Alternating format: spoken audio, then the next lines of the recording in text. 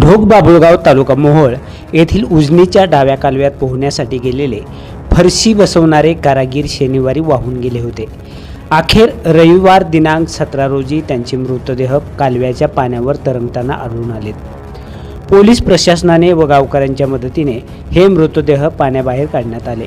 उत्तरीय तपासणीनंतर ते त्यांच्या मूळ गावी पाठवल्याची माहिती पोलीस निरीक्षक बाजीराव पवार यांनी दिली।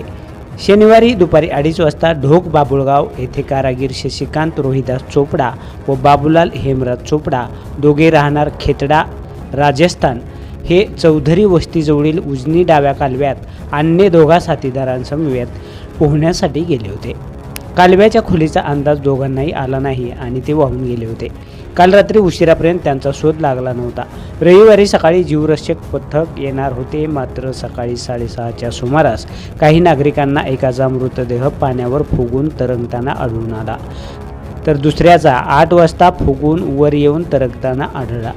गावकरी व पोलीस पाटलांनी स्थानिकांच्या मदतीने मृतदेह पाण्याबाहेर काढून उत्तरीय तपासणीसाठी मोहोळ येथील ग्रामीण रुग्णालयात पाठवले। त्यानंतर हे 2 मृतदेह पोलीस प्रशासनाने त्यांच्या मूळ गावी पाठवले। या घटनेची नोंद मोहोळ पोलिसात झाली आहे।